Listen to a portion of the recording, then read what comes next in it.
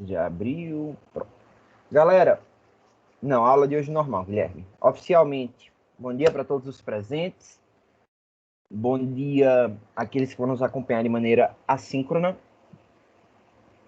E hoje nosso bate-papo será sobre os dois teóricos que mais trabalham a relação do direito com a liberdade, que é o Montesquieu e o Immanuel Kant.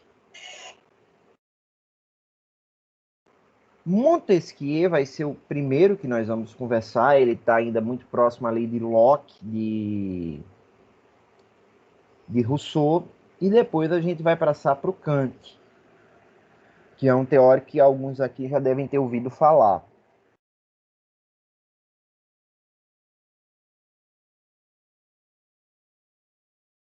Bom, Ricardo, mandei para você, tá? O flyer que eu falei.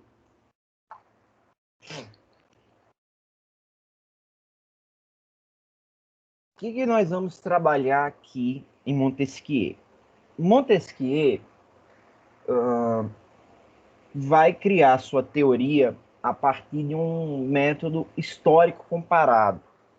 Como assim um método histórico comparado? Montesquieu vai analisar a evolução histórica do Estado, a evolução histórica do direito. E nessa análise, ele vai focar bastante no direito inglês, a estrutura de produção do direito inglês pelo parlamento. E ele parte do pressuposto que a base do direito está no amor à pátria, uma virtude cívico-política que impulsiona, que estimula o cidadão a cumprir com o direito, a cumprir com as leis. Chega, meu Deus, esqueci de botar no silencioso, abafo. Então, a ideia aqui dele vai ser a seguinte: olha, eu vou observar o passado para tentar entender o presente e, a partir daí, focar na lei. E como essa legislação deve ser criada de uma maneira que ela seja legítima. Para que as pessoas cumpram as leis, para que as pessoas cumpram o direito, a gente vai ter esse amor à pátria. Então, o amor e o respeito cívico são o elemento que impulsionam, são o princípio que fazem com que o homem cumpra as leis criadas pelo Estado. Até porque a liberdade humana, e, gente, isso daqui faz muito sentido, está colocada na própria legislação. Onde está nossa liberdade? Nossa liberdade está entre aquilo que a lei não proíbe e aquilo que a lei não obriga. Então, nossa liberdade é tudo que a lei nos permite. E só para fazer um comentário, tem um teórico que eu acho muito interessante. Não é um teórico que eu recomendo muita leitura, porque ele é um pouquinho pessimista, que é o Émile Cioran. É um filósofo romeno. E ele tem uma reflexão muito interessante sobre o que vem a ser a pátria. E ele diz algo mais ou menos assim: nós não habitamos uma nação, não se enganem. Nossa língua nativa é a nossa verdadeira pátria. Por que isso? Porque se não fosse, a gente está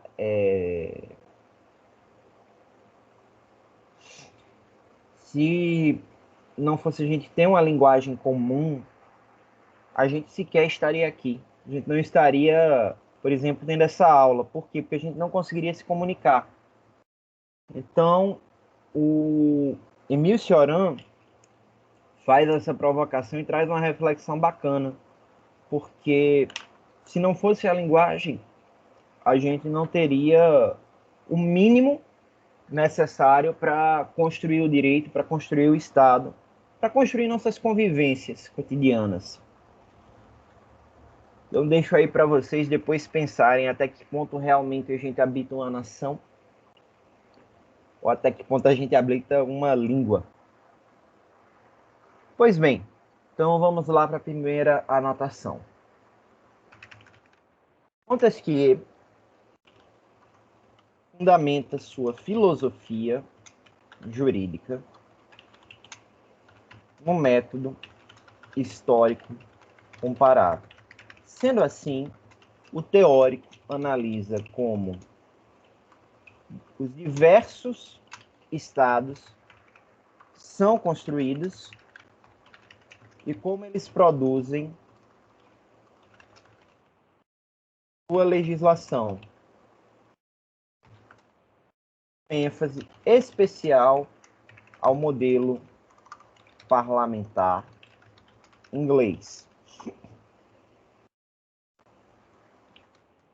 A ênfase dada por Montesquieu está na figura da legislação, ou seja, o teórico estuda como devem ser feitas as leis, qual a sua importância no pano de fundo geral do direito.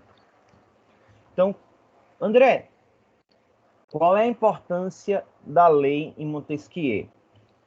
Para Montesquieu, a legislação é extremamente importante para compreender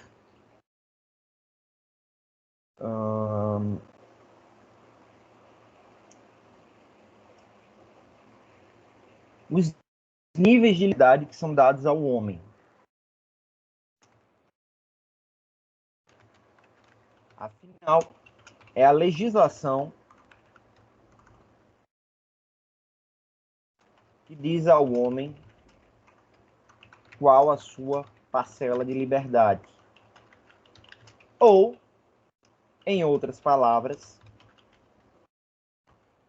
a liberdade nasce do cumprimento da lei. Por que as pessoas cumprem a lei? Porque elas têm amor à pátria. Montesquieu afirma que o homem vai cumprir com as leis a partir de uma virtude cívico-política que configura o amor à pátria. Tem uma pegada, né, um pouquinho socrática nisso daí. Você privilegiar o todo em detrimento do individual. E essa ideia de cumprir as leis mesmo que injustas, aqui a gente tem um primário de racionalidade. Então essa lei aqui em Montesquieu, ela vai ser feita por um órgão próprio para isso, que vai ser a figura aí do legislativo. O ponto de cisão dele com Sócrates está aí. Sócrates é um justnaturalista grego. Montesquieu é um justnaturalista racional. Existe um componente na racionalidade humana que estimula esse amor à pátria.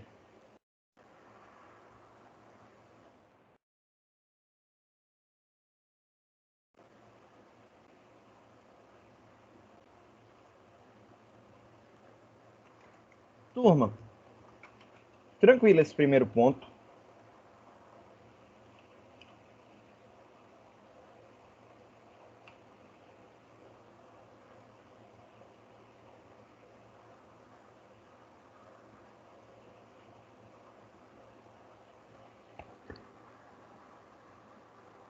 Alguma dúvida?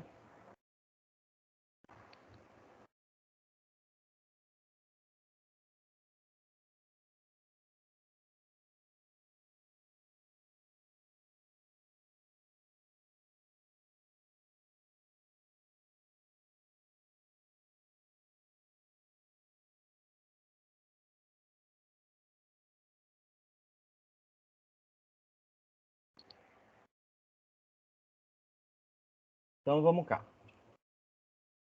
Montesquieu, e essa observação dele seria muito pertinente para o nosso legislador, ele afirma que leis devem ser simples, para até que o mais rude, bruto dos homens seja capaz de entendê-la. Não submissão, Nicolas. Cumprimento. Não só você se submeter, mas cumprir com a lei.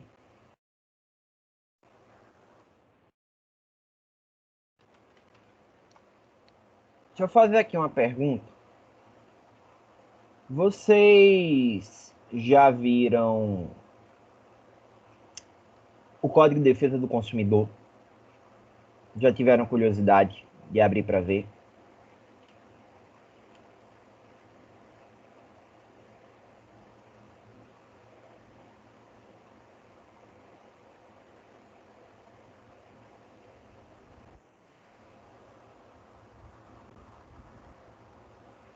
O Código de Defesa do Consumidor seria uma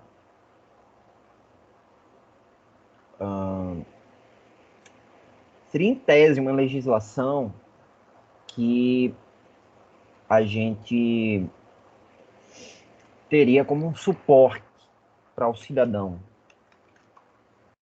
Tanto que o próprio Código de Defesa do Consumidor diz que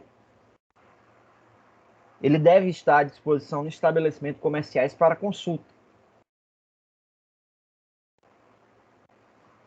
Aí a gente pergunta, essa lei, que é uma lei que se pretende popular e acessível, ela o é? Então a gente pega aqui aleatoriamente um artigo, artigo 10. O fornecedor não poderá colocar no mercado de consumo produto ou serviço que sabe ou deveria saber apresentar alto grau de nocividade ou periculosidade à saúde ou segurança. Isso é simples de entender?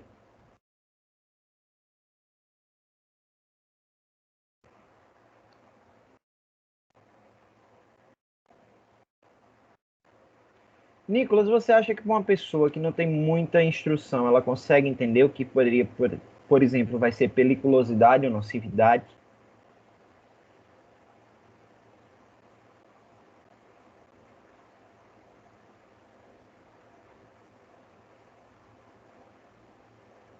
Outro, artigo 19. Os fornecedores respondem solidariamente pelos vícios de quantidade do produto sempre que, respeitadas as variações decorrentes de sua natureza... Espera um minutinho que eu acho que eu vou espirrar. Ai. Não. Seu conteúdo líquido foi inferior às indicações constantes do recipiente, da embalagem, rotulagem ou mensagem publicitária, podendo o consumidor exigir alternativamente a sua escolha, o abatimento proporcional do preço, complementação do peso ou medida, substituição do produto, restituição imediata da quantia paga. Aplica-se esse artigo disposto no parágrafo 4º do artigo anterior. Não, vícios aqui a gente vai falar, Stefano, em o que popularmente se chama de defeito, mas na verdade defeito é um problema que dá na coisa e gera um dano a você.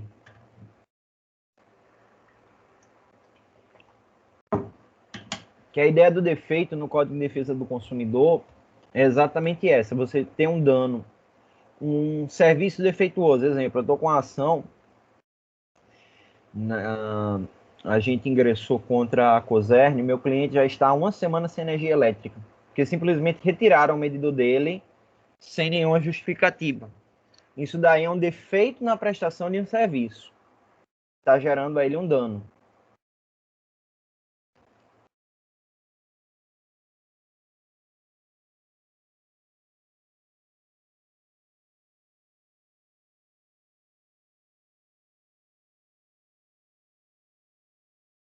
Tranquilo, gente?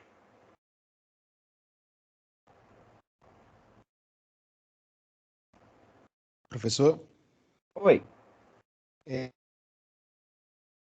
permita só uma colocação também. Acho que falando do Código de Defesa do Consumidor, a gente tem tanto o entendimento como a validade, ou pelo menos a colocação em prática dele, muito vinculada ao poder ou à intervenção regional dos PROCONs, né, que tem meio que essa função de intermediar.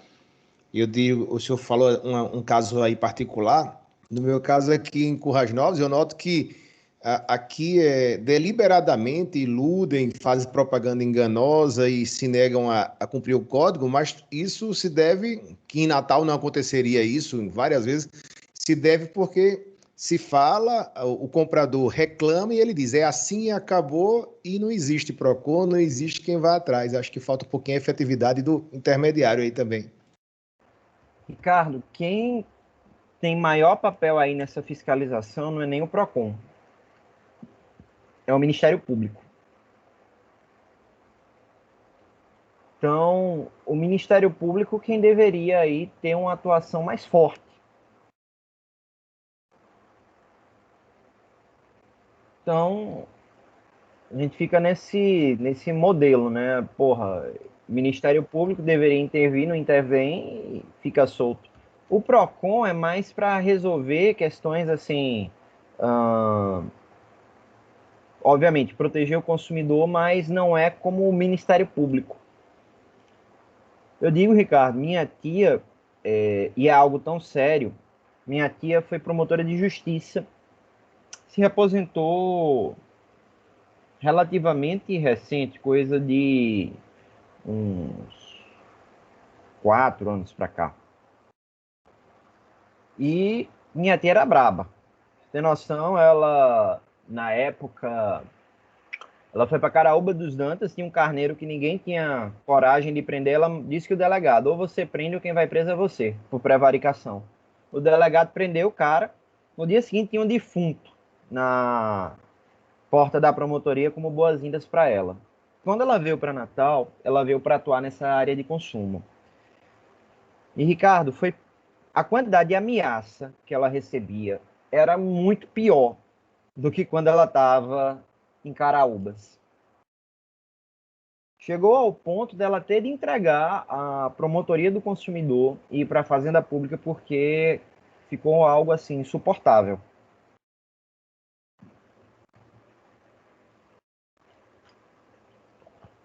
Então é bem complicado, porque você mexe com gente grande.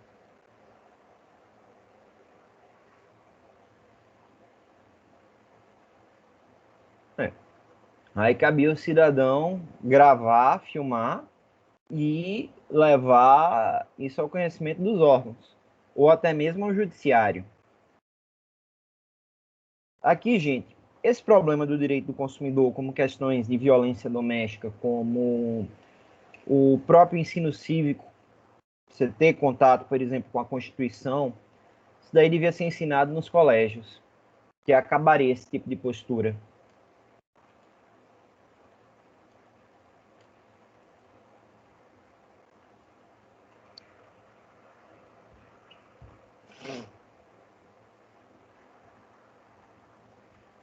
Bom, gente, por que é que eu trouxe... Boninha, Felipe. Por que é que eu trouxe essa questão do Código de Defesa do Consumidor? O CDC deveria ser uma legislação acessível, mas ainda não o é.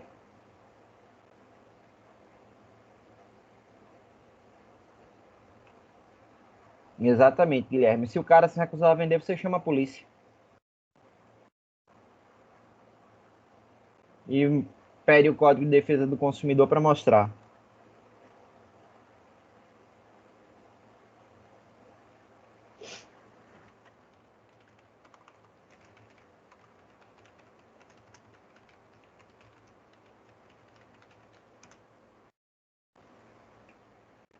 Então, tá certo. Pode deixar. Gente, para Montesquieu, a legislação deve ser escrita da forma mais acessível possível, pois deverá ser compreendida por até o mais bruto dos homens. Quando ele fala em mais bruto, não é no sentido de de grosseiro, mas de menor instrução.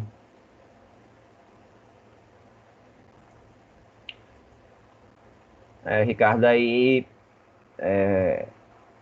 parafraseando um grande filósofo que eu gosto, se chama Jimmy London, tem certas situações que a gente só resolve com a chave de roda.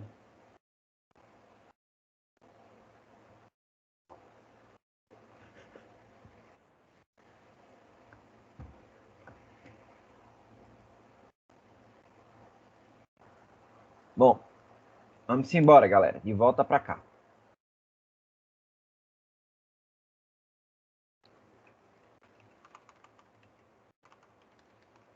Posso prosseguir?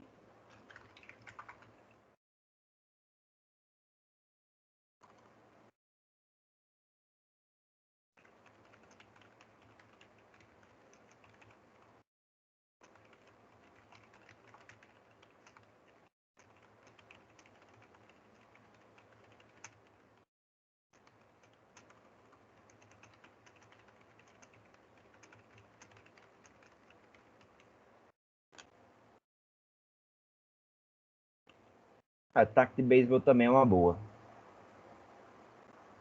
Mas antes da chave de roda, porque isso é uma música. Gente, para nós identificarmos esse uso adequado da legislação, nós precisamos que seja ou uma república ou uma monarquia. Por quê? Porque se a gente tiver um governo déspota, ou seja, a figura aqui de um governo no qual o princípio que o conduz é o medo, a gente não vai ter aqui muita sistematização dessa liberdade. Vocês vão ver essas formas de governo melhor lá com o Gustavão. Exatamente, Ricardo.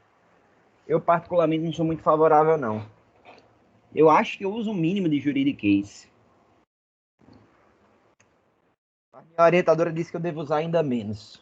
Só quer dizer, não tem por onde correr, criatura. Eu também sou advogado, então não dá para simplesmente jogar fora.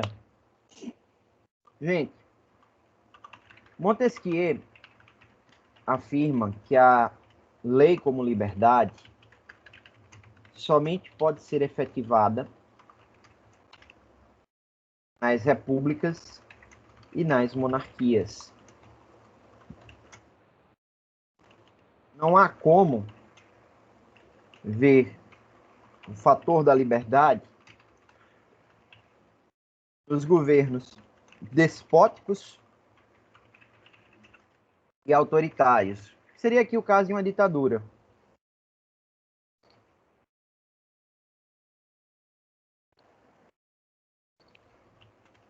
Já que o princípio que rege o direito é o medo e a insegurança. Então a gente vai ter aqui sempre essa figura da lei como liberdade associada principalmente à república.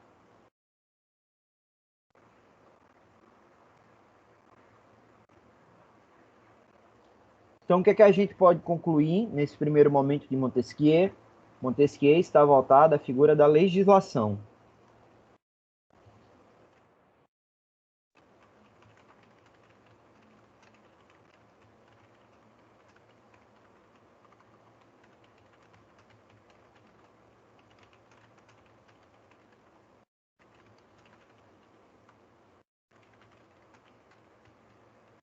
E aí, alguma dúvida?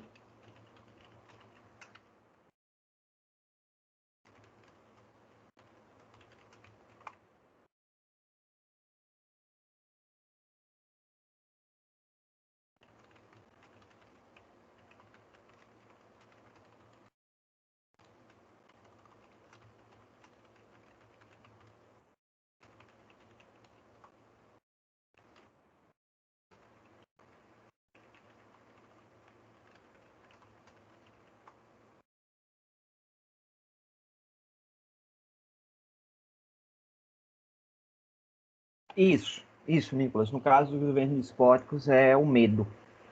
O uso irrestrito da violência.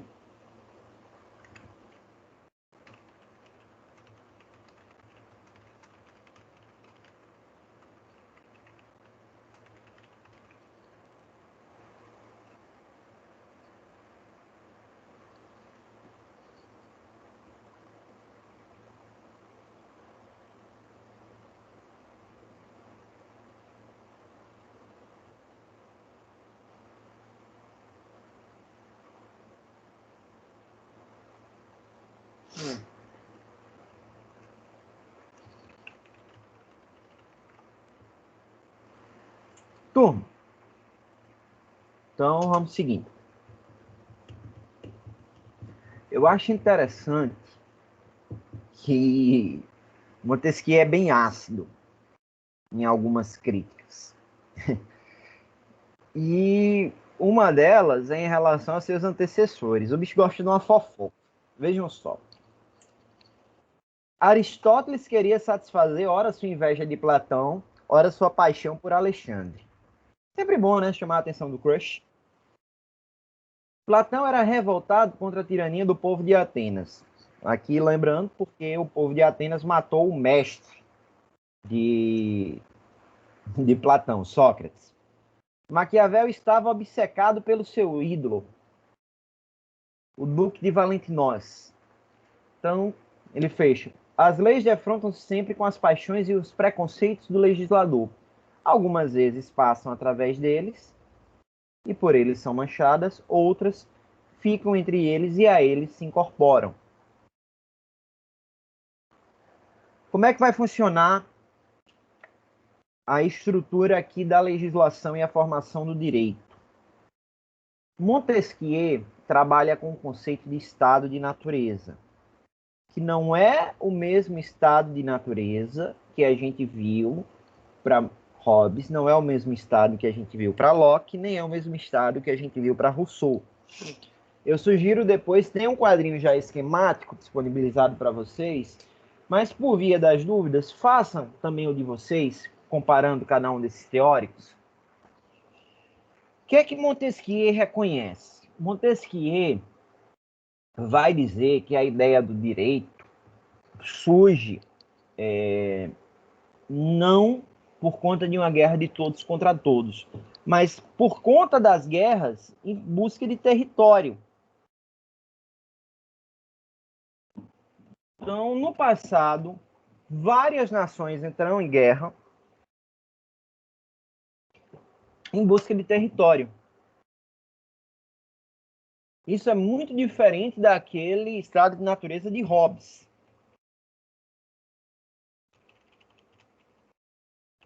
Então, o direito para Montesquieu tem origem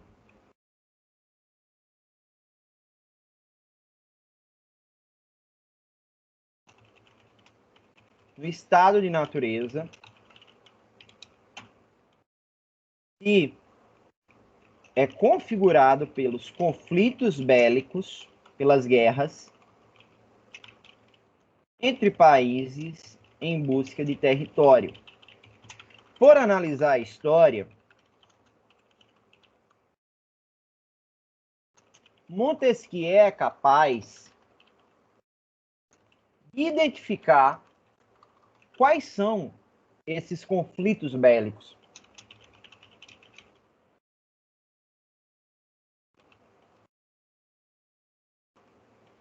Esse cenário é muito diferente daquele de Hobbes. Então, Montesquieu se diferencia de Hobbes porque o segundo trabalha no estado de natureza com um regime bélico que nunca existiu. Nunca existiu na história uma guerra de todos contra todos.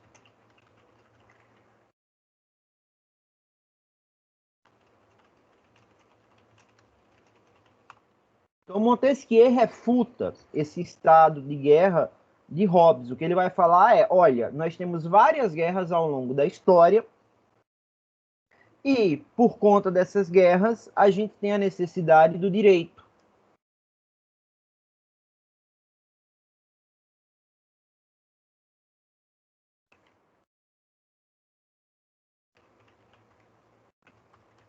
Então, o direito se tornará necessário para resolver esses conflitos internacionais e irá se ramificar dentro dos ordenamentos jurídicos, sendo manifestado pela legislação. Então, nisso, gente, nós vamos ter 3 níveis para o direito. Então, por isso, o direito trabalha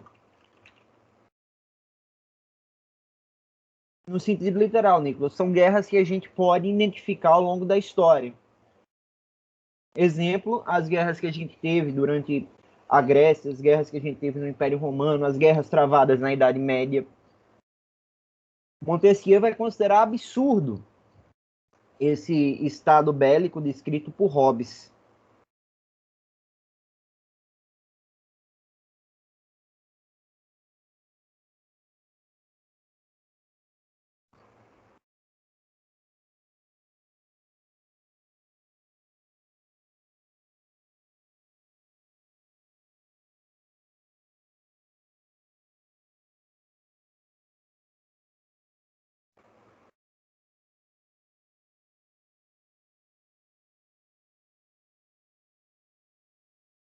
Tranquilo?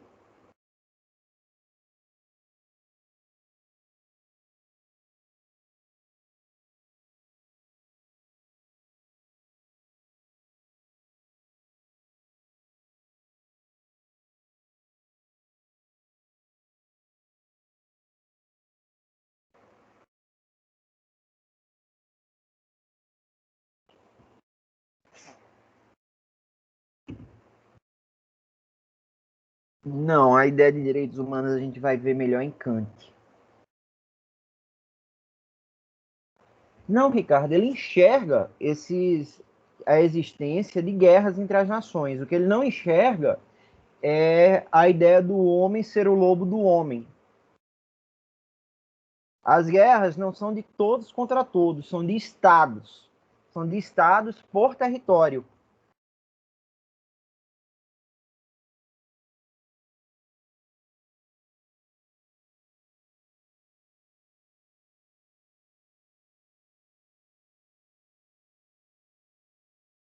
Exatamente. O que ele vai ver, bom, existiu uma guerra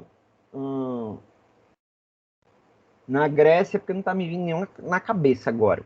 Mas a gente teve guerras durante lá o período grego que foram em busca de território. Então Montesquieu considera essas guerras. Hobbes já não considera. Hobbes existiria uma guerra abstrata de todos contra todos.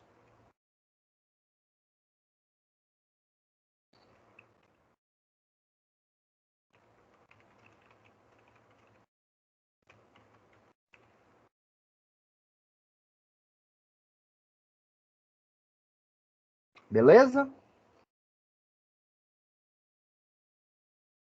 Então, a necessidade do direito começa a ser vista aí nesse prisma internacional. Por isso que a gente tem 3 níveis para o direito. Um nível internacional, que é o direito das gentes, e 2 níveis que estão dentro do ordenamento jurídico. O direito político, que seria equivalente hoje ao nosso direito constitucional, nosso direito administrativo, que rege as relações entre o particular e o governo, e a gente tem um direito civil que rege as relações entre os particulares. Então aqui a gente já está muito próximo do direito contemporâneo. Eu acredito que vocês devem ter visto essa diferença de direito público e direito privado. Se não viram, vocês ainda vão ver.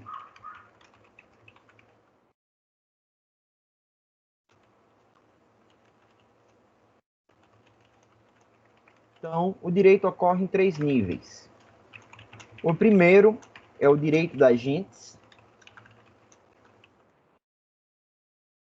que atua entre os povos e os estados no campo internacional.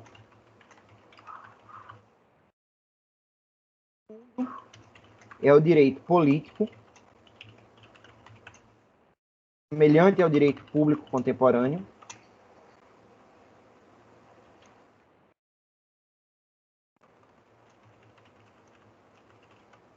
Só um minuto. Deixa eu só consignar. O direito da gente é próximo ao direito internacional. Então, o direito político, semelhante ao direito público,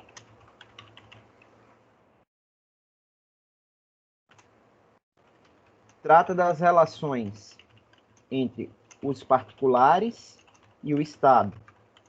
E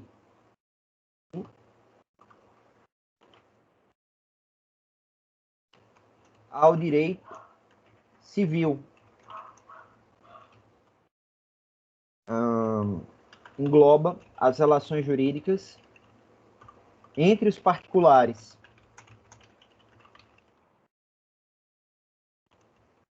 como faz o direito privado contemporâneo. Então, essa divisão de direito público-privado já existe aqui em Montesquieu.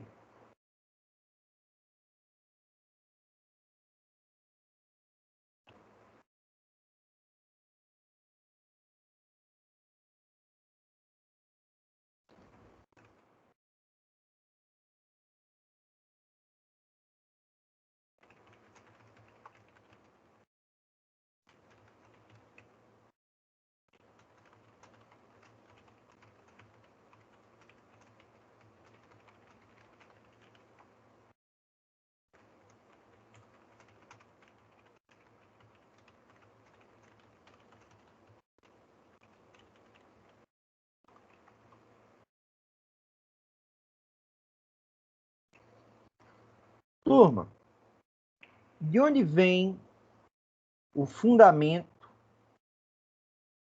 da legislação? O fundamento da lei, aqui para Montesquieu, vem do divino. A lei deve expressar a ordem natural das coisas de acordo com a vontade de Deus. Isso daqui é um parâmetro para a produção da legislação. Na visão de Montesquieu, a legislação tem como fundamento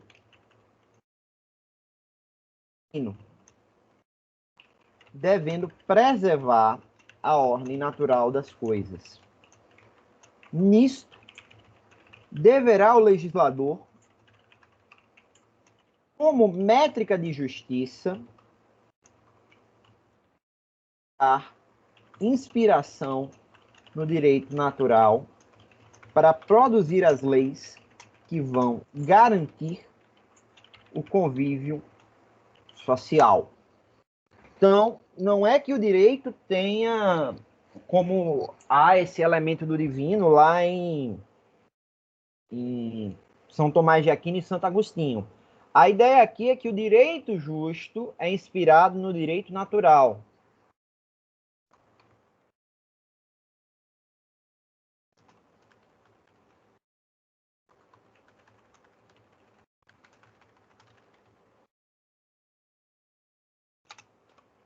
Tranquilo?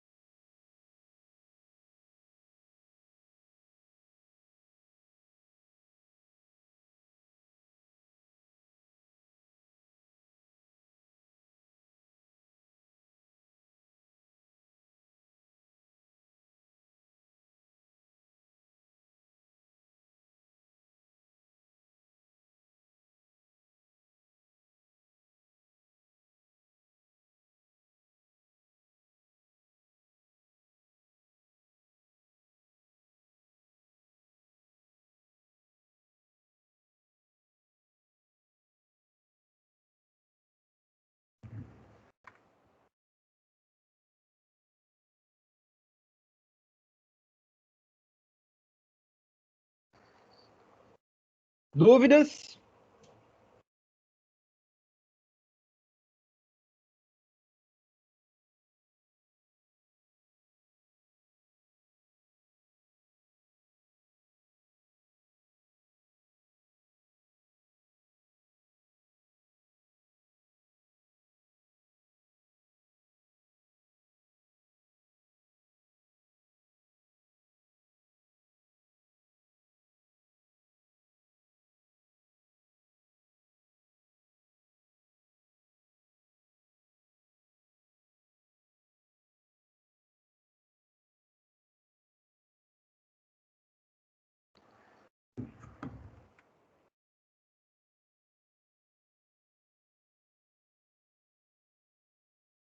Posso repetir, Nicolas. Direito das gentes se aproxima do direito internacional. Direito político se aproxima do direito público. E o direito civil se aproxima do direito privado.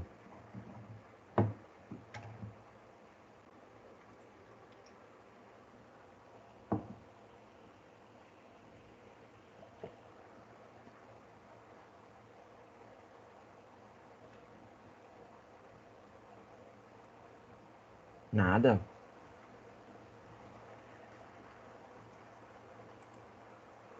Galerinha, então simbora.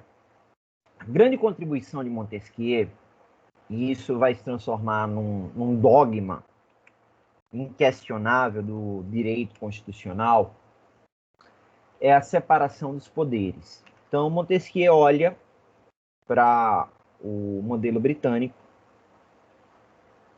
e lá ele vê que existe um poder judiciário responsável pela aplicação da lei, existe um parlamento que cria as leis, esse parlamento tem o amparo, tem o suporte da soberania popular, e tem a monarquia que governa, que administra, sempre de acordo com a legislação.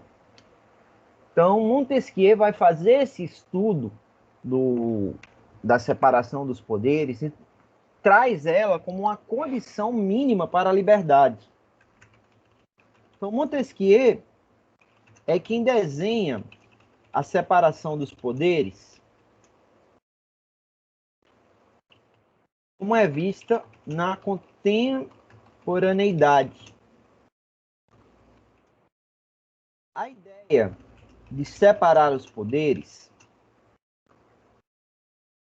é uma técnica para limitar o Estado e evitar condutas arbitrárias. Tanto que obriga o Estado a se submeter às próprias leis que cria fenômeno chamado de Estado de Direito. Então, toda vez que vocês ouvirem Estado de Direito, é um Estado que se submete às próprias leis. A separação de poderes, como proposta por Montesquieu, foi adotada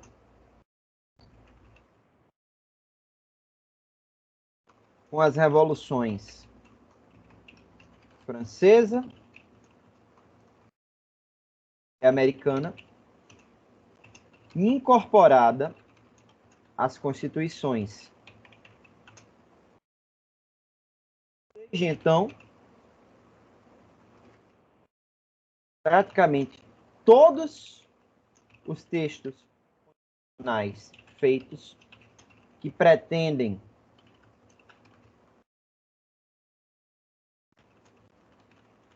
fundar um Estado de Direito adotam a separação dos poderes como um princípio base. Como assim, gente? Separação dos poderes visa evitar que a mesma pessoa que cria as leis as aplique. Porque no momento que eu crio e também aplico a lei, isso abre espaço para práticas abusivas, práticas autoritárias. No momento em que eu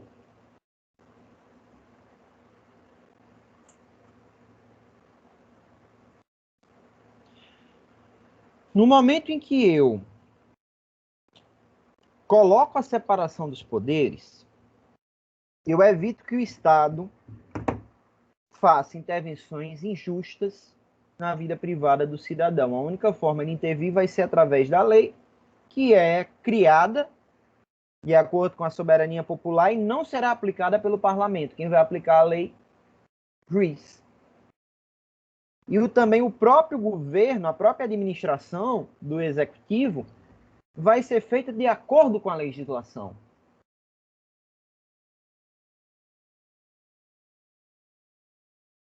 Então, que poderes são esses legislativo, executivo e judiciário. 3 poderes identificados por Montesquieu são o executivo, o legislativo e o judiciário. O primeiro é responsável pela administração pública e pelo governo. O segundo, pela elaboração das leis, o suporte da soberania popular. E o terceiro, pela aplicação das leis aos casos concretos. Nicolas, plebiscito é um dos instrumentos da soberania popular. Quando a gente tem a figura do plebiscito, do referendo, do projeto de lei de iniciativa popular, do recall, que é algo que a gente ainda não tem aqui no Brasil, que é você poder cassar o mandato eletivo, são instrumentos da democracia participativa. Soberania popular, o ponto base dela é, dentro das democracias representativas que a gente tem, é o voto amplo e universal. Então a gente tem aqui a ideia do sufrágio universal. A ideia do plebiscito, como outros instrumentos, é complementar. É a gente não esgotar a soberania somente no voto, mas também numa participação ativa do cidadão junto ao Estado. Figura aí, por exemplo, da audiência pública. Rivelino, o MP seria como um quarto poder, porque ele não está submetido a nenhum dos três, ele é um poder autônomo. Não, democracia participativa. Democracia deliberativa é um bicho diferente, Nicolas. A deliberativa, ela é baseada no discurso, então a gente não tem somente a participação do cidadão, mas tem um diálogo constante de mútuo convencimento entre o cidadão e o Estado. Se tiver curiosidade de entender um pouco de democracia deliberativa, vou mandar aqui para vocês o capítulo do meu livro de Habermas, que lá a gente explica como é que funciona.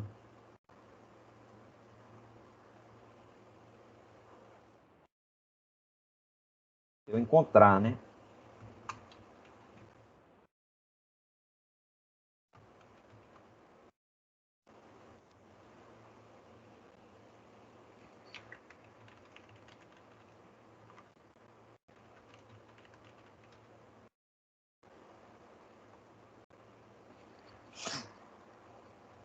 Gente, Montesquieu diz que a separação dos poderes é uma forma de equilibrar a sociedade inglesa da época.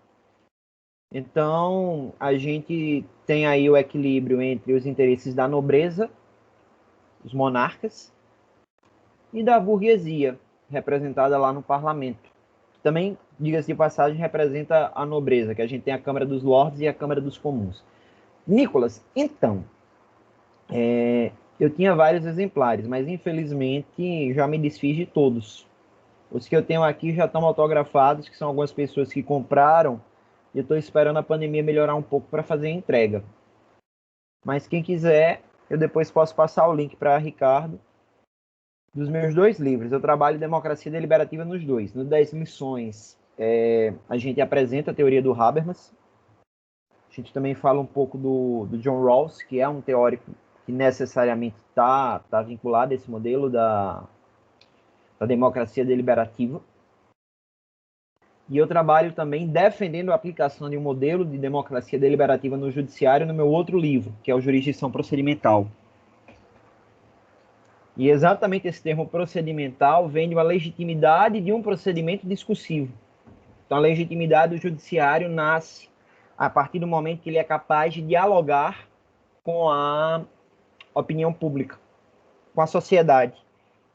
E até isso daí é uma provocação que eu vou deixar para vocês. Como é que a gente pode lidar com a figura de um judiciário que, diante de uma lacuna deixada pelo legislador, o judiciário preenche essa lacuna.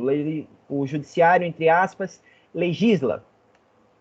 Então, nessa obra, a gente discute como o judiciário pode preencher essas lacunas, essas situações de anomia, em que não há legislação aplicável.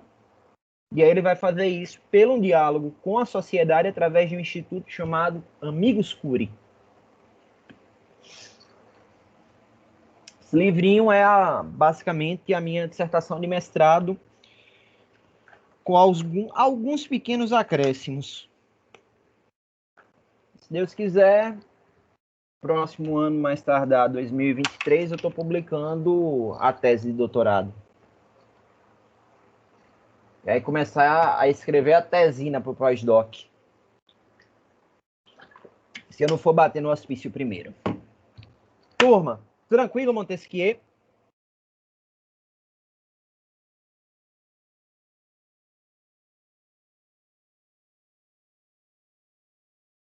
Nicolas, é pesado. Eu não recomendo muito, não, para a pessoa fazer um doutorado. É estressante demais. Eu acredito, professor. Meu irmão foi fazer em Campinas, de matemática, lá na Unicamp, e ele não durou muito tempo, não. Logo matemática, já vê que o bicho é crânio. Mas eu digo a vocês, pensem em quando sair daqui, fazerem uma especialização e fazerem um mestrado. Hoje, para o operador do direito, um mestrado é necessário. Agora, fazer um doutorado, eu só recomendo para quem quer ser professor, porque é extremamente desgastante. Rivelino, depende. Eu tive uma professora, até foi no IBET, Flávia, que foi orientada por Marcelo Neves, esse que eu falei, que vai palestrar no evento. A tese de doutorado de Flávia tem 800 páginas. Minha dissertação de mestrado teve 150. Na tese, minha orientadora pediu um mínimo de 240. Que eu vou conseguir, eu vou passar um pouquinho, vai dar uns 270.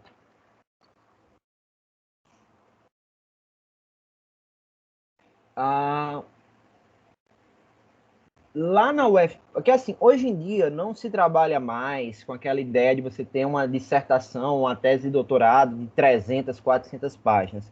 Hoje em dia, uma dissertação de mestrado de 120 páginas está bom. E a tese de doutorado se aceita 200 páginas. Mas vocês acham que é muito, gente? Só que não é tanto não, porque você não vai... Tipo, você não pensa, eu vou escrever 200 páginas da noite para o dia. É um trabalho que você vai fazer ao longo de 4 anos. Em 10 meses, eu consegui escrever 181. Porque escrevia... Tinha um dia que eu não escrevia nada, que ia jogar, que ia tocar guitarra. Tinha dia que eu estava dando aula. Não dava também para produzir muito. Mas tinha dia que rendia eu escrever 5 páginas. Estava inspirado. Ou estava bêbado. E, geralmente eu gosto de beber para escrever. Ajuda muito. Uma garrafa de 51 no freezer para isso. Então é um trabalho que você vai fazendo aos pouquinhos. Não é...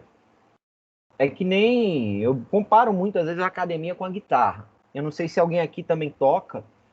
Mas quando você vai pegar um solo difícil, por exemplo, eu vou pegar quero tirar um solo do Angra, um solo do Kiko Loureiro, que é um guitarrista bem técnico. Eu não chego e pego o solo todo de cara, não. Isso eu consigo fazer com Led Zeppelin, com Pink Floyd. Quando eu pego um solo mais técnico, eu tenho de sentar e ir por partes. Eu fraciono o solo e aí vou vendo frase por frase dele. É a mesma coisa aqui na academia. Eu não vou pegar e escrever a tese numa tacada só. Eu vou indo por partes, como Jack o Estripador. Então, eu tenho 4 capítulos para escrever, eu pego um trecho de cada capítulo e vou trabalhando. Pois é, eu estou desde 2013 tirando o solo de Nothing to Say, ainda não está muito perto não, e agora com a distonia focal é que vai tardar ainda mais. Gente, voltando para cá, posso ingressar em Kant?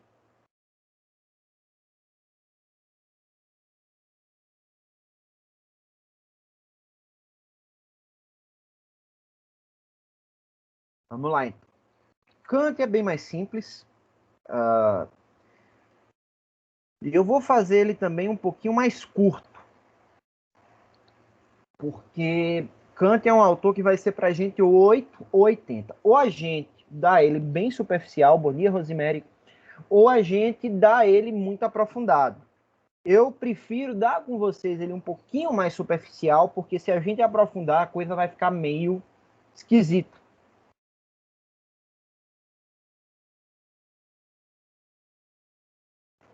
É. No eu ainda não escrevi, mas eu vou testar depois, viu, Ricardo? Agora, bêbado e com som, eu corroboro.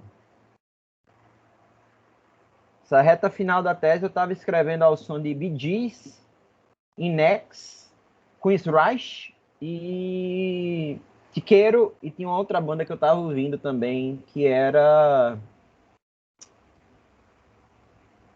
Fates Warning.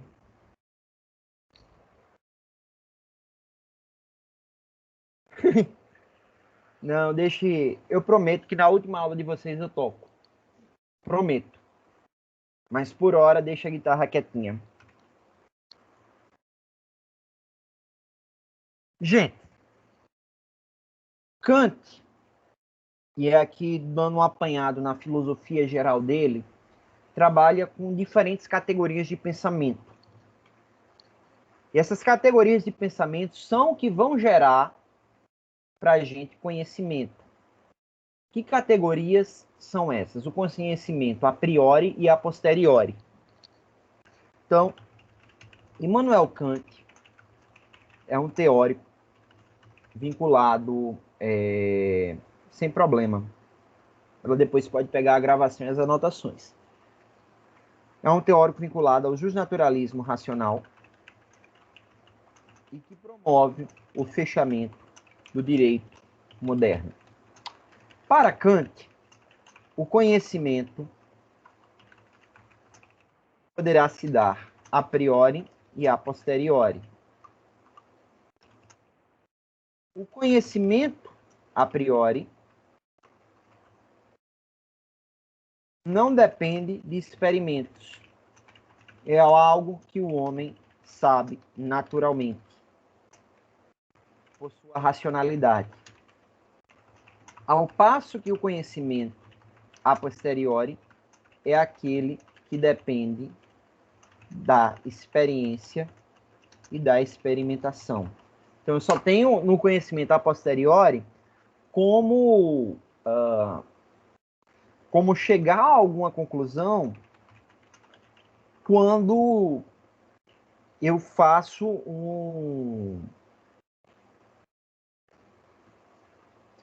quando eu faço experimentos, quando eu vou para uma abordagem empírica, quando eu faço testes.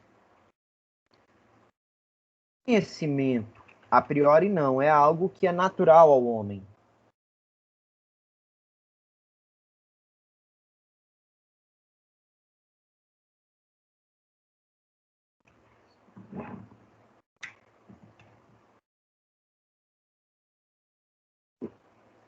E para ele, aqui para Kant, a própria construção do direito ela é a priorística. Por quê? Porque o direito deriva aqui de uma racionalidade humana. Tranquilo esse primeiro ponto?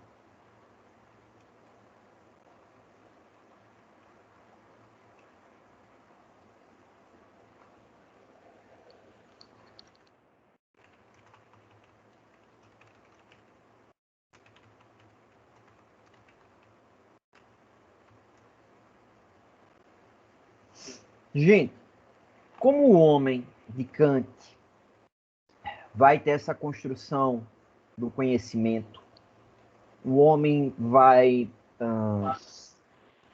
Oi, quem é que está com o microfone aberto que vai falar?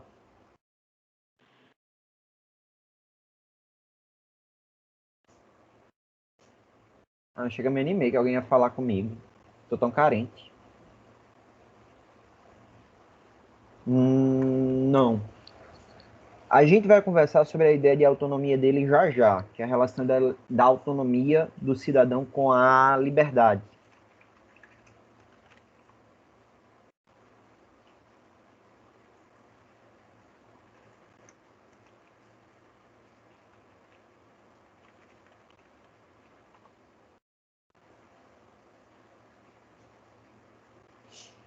Gente, como o homem é capaz de formular pensamentos, de construir conhecimento, há uma fresta, há uma viga, há uma racionalidade que também possibilita ao homem agir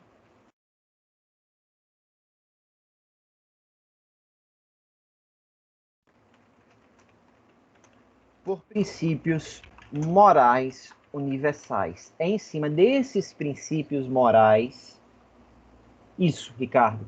Depois de Kant, a gente passa aí para o positivismo. Então, Kant faz o fechamento do direito natural, do justnaturalismo.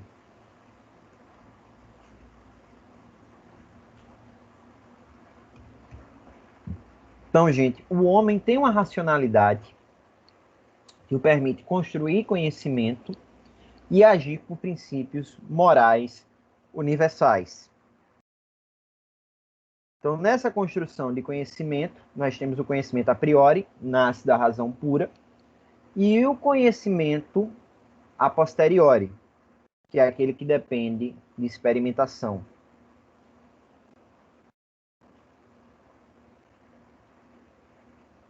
Que resumo?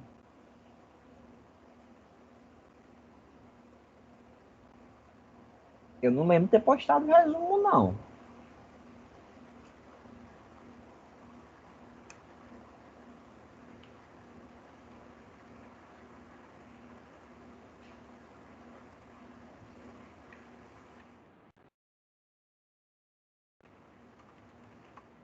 Quem posta é Ricardo.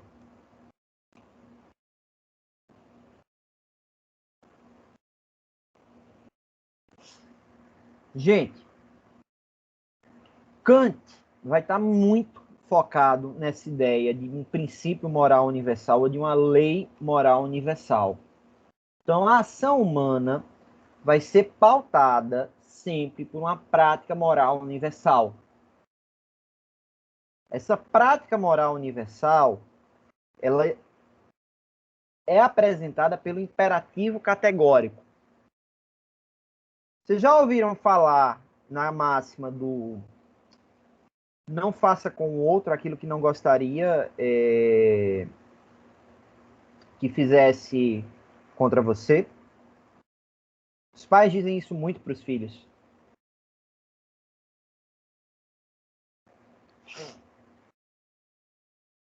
Então, Kant vai trabalhar com a prática moral universal,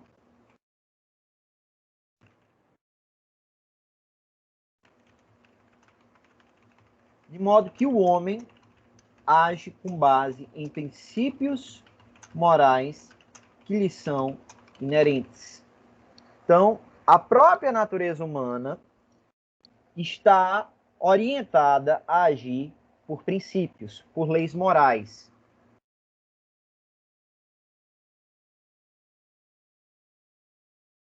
Isso, essa é a ideia do imperativo categórico.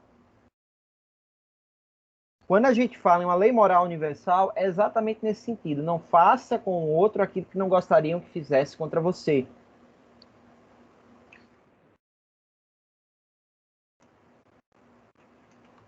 Então, essa lei moral é universal porque existe no interior de cada homem, mostra a sua esfera de autonomia e de liberdade. É pensando nisso que Kant propõe o imperativo categórico. Então, o que é esse imperativo categórico? A gente vai ter ages em conformidade apenas com a máxima que possa querer que se torne uma lei universal. O homem deve pautar sua ação pensando que ela será uma máxima universal e que será replicada por outros homens. Popular, o imperativo categórico, é o ditado, o adágio popular. Não faça com os outros aquilo que não quer que seja feito contra você.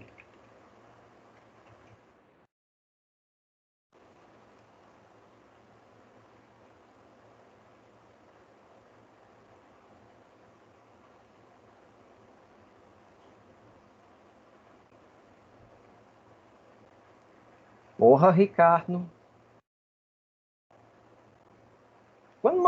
Quando você soltar outra bomba dessa, antes mande um vinho aqui para casa, para eu poder raciocinar. Eu nunca pensei nessa relação de a priori e a posteriori, aqui trazendo as figuras do conhecimento de Kant.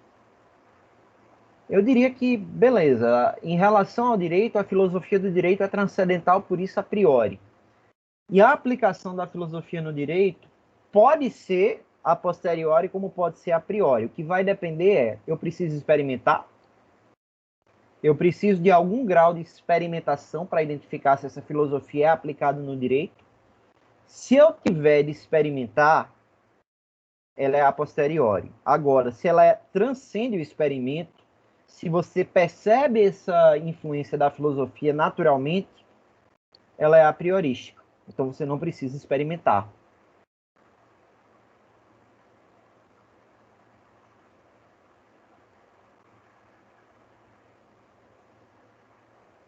Galera, além do imperativo categórico, Kant propõe o imperativo prático. O que significa o imperativo prático? Que o homem deve ser sempre um fim e nunca um meio. O homem nunca pode ser utilizado como um meio para a realização de vontades. O homem deve ser sempre um fim em si mesmo.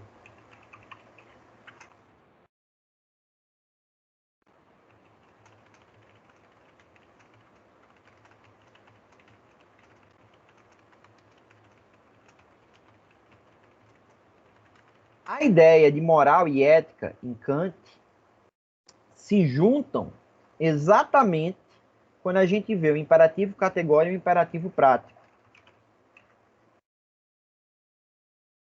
Então, a ideia de moral em Kant nasce do imperativo categórico e do imperativo prático. E é essa moral, galera, que vai trazer para a gente a ideia de liberdade. A liberdade humana nasce do imperativo categórico.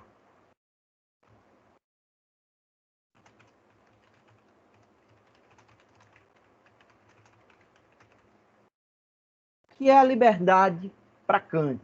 É uma autonomia de vontade.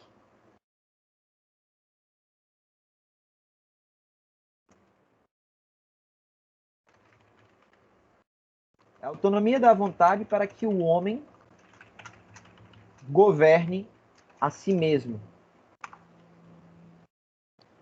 O único limite que ele vai ter é realizar o bem, realizar um bem comum.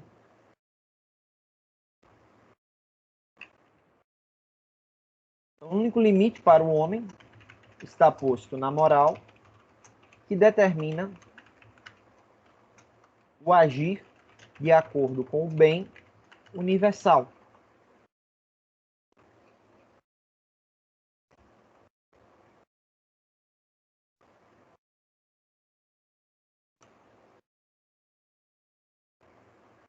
Então, quando a gente pensa a relação aqui direito e moral, a gente vai pensar na liberdade. Tanto direito quanto moral, eles estão ligados à liberdade. Como é que vai funcionar essa pequena questão? Todos temos iguais esferas de liberdade. Por quê? Porque todos nós estamos submetidos à moral e à ética. Pelo fator universal da moral e da ética, todos os homens detêm iguais esferas de liberdade.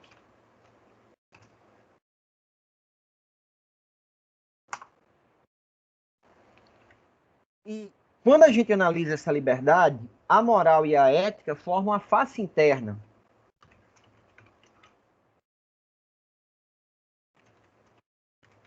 Por quê? Porque essa é a liberdade que está no foro íntimo de cada um. É a autonomia da vontade por excelência.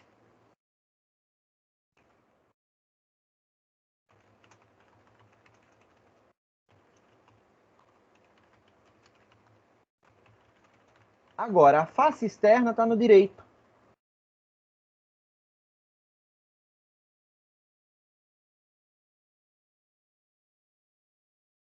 Face externa é o direito que permite a harmonização e o equilíbrio das liberdades de todos os homens.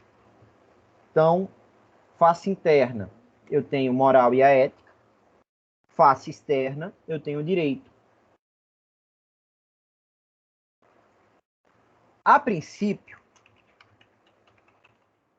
o homem cumpre com o imperativo categórico com base no agir ético. O que é esse agir ético? O agir ético é a ideia de você cumprir o dever pelo dever. Então, o homem se conscientiza que aquela ação leva ao bem e a cumpre.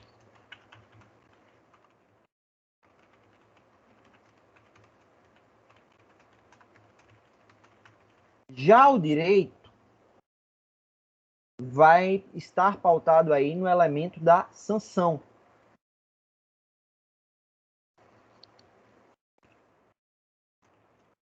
Então, o direito é cumprido por sua coercitividade, a qual imprime sanções caso o homem desrespeite a legislação.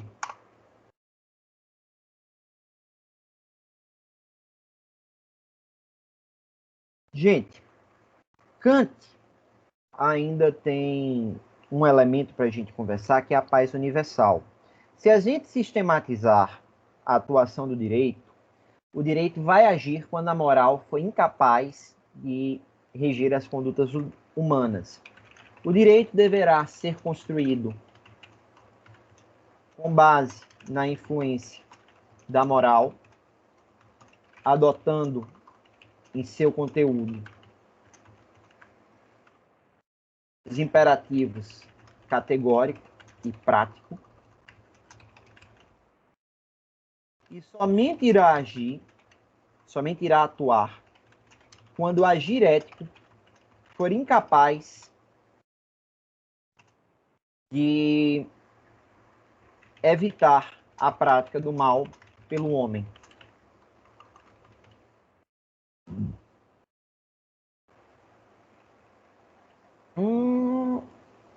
Nicolas, sim e não. Como eu estudo Habermas, e Habermas faz uma reconstrução de Kant a partir da filosofia da linguagem, então eu diria que a gente tem um elemento universalista, mas esse elemento universalista está muito mais no eixo de democracia, da relação entre direitos humanos e soberania popular, do que em um conteúdo moral abstrato.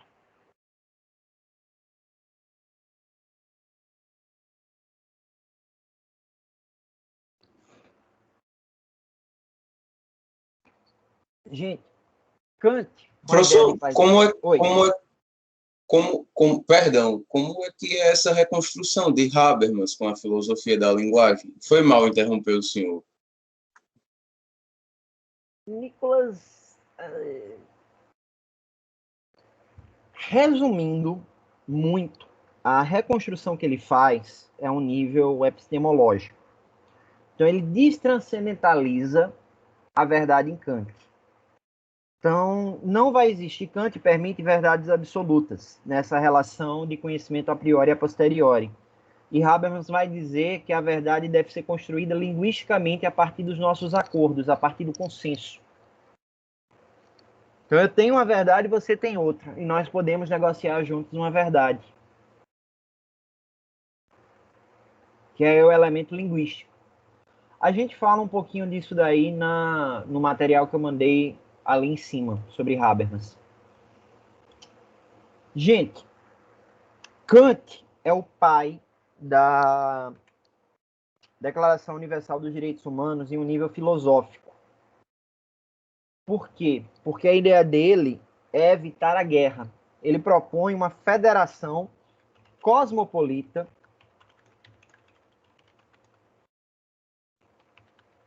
de estados com o objetivo de evitar a guerra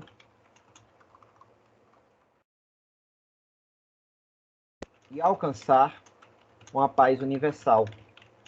Por isso a afirmativa de que Kant traz o fundamento filosófico para a Declaração Universal dos Direitos Humanos de 1948.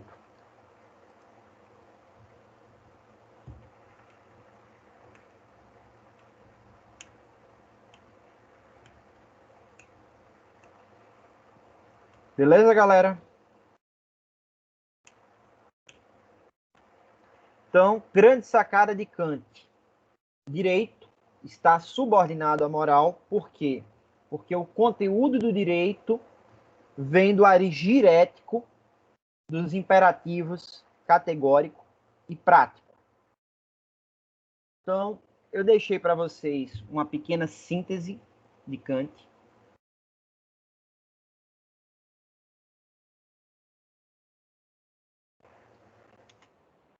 Uma síntese do justnaturalismo racional. Quais vão ser as leituras para hoje?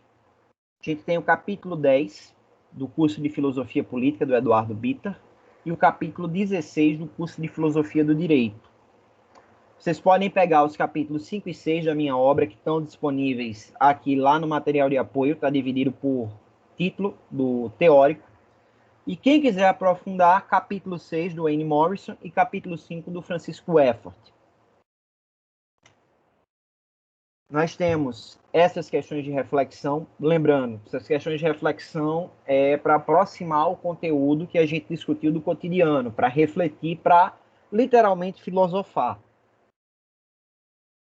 E essas são as nossas questões de revisão, as questões que vocês têm de observar como um estudo dirigido, como um preparatório da prova. Dúvidas?